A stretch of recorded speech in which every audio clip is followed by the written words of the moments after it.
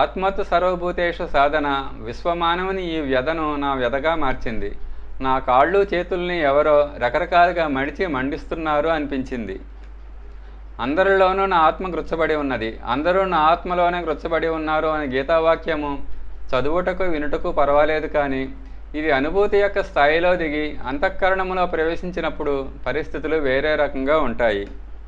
తన యొక్క అంగ అవయవముల యొక్క కష్టము అతనిని ఎంత బాధ పెడుతుందో, తన స్త్రీ పుత్రాదుల పీడ అతని చిత్తముని ఎంత విచలితం చేస్తుందో, సరిగ్గా అటువంటి బాధ వేదన ఆత్మవిస్తార దిశలో ముందుకు వెళ్ళినప్పుడు విశ్వవ్యాపక దుఃఖం తన దుఃఖంగా, వ్యధిత పీడితుల వేదన తనదిగా అనుభూతి చెందటం వలన ఏర్పడుతుంది.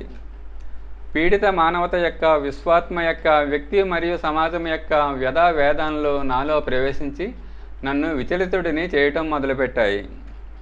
కన్ను పన్ను కడుపు నొప్పితో బాధపడే వ్యక్తి ఏ ఉపాయంతో కష్ట నివృత్తి జరుగుతుందా అని ఎంతగా ప్రయత్నిస్తాడో, ఏమి చేద్దాం, ఎక్కడికి వెళ్ళాలి అనే ఆక్రోశం నిరంతరం అతనిలో ఎంతగా ఏర్పడుతుందో, ఒక క్షణం కూడా ఆలస్యం చేయకుండా బాధ పోగొట్టుకోవడానికి ఎంత ఆతృత పడతాడో అటువంటి మానసిక స్థితి నాలో ఏర్పడింది.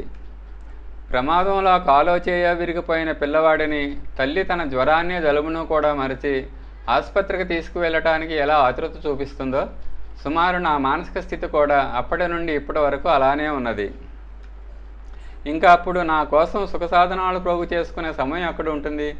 విలాసపూరిత సామాగ్రి విషము వలె అనిపిస్తుంది. కొంచెం సేపు విశ్రాంతి తీసుకొని వినోదంలో సమయం గడుపుదాము అనే మాట ఎప్పుడు వచ్చినా, మరణాసన్న రోగుల యొక్క ప్రాణం రక్షించగలిగే వీలు ఉన్న ఒక గ్లాసు నీళ్లను తన కాళ్ళు కడుక్కోవడానికి ఉపయోగించుకునేవాడి వలె ఆత్మగ్లాని కలిగేది. ఆకలితో ప్రాణాల వదిలే స్థితిలో ఉన్న చిన్నపిల్లవాడి నోటి నుంచి ఆహారమును లాక్కుని తల్లి తన కడుపును ఎలా నింపుకొనగలదు? బాధతో కాళ్ళు చేతులు కొట్టుకుంటున్న పిల్లవాడిని వదిలి తండ్రి పేకాట చదరంగం ఎలా ఆడగలడు?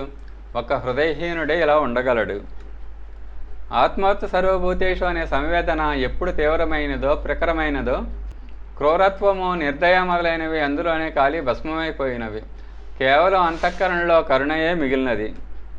నా జీవితంలోని ఈ అంతిమ అధ్యాయంలో కూడా అది అలాగే ఉన్నది. దానిలో ఏమాత్రము తగ్గుదల రాలేదు. రోజు రోజుకి అది పెరుగుతూనే ఉన్నది.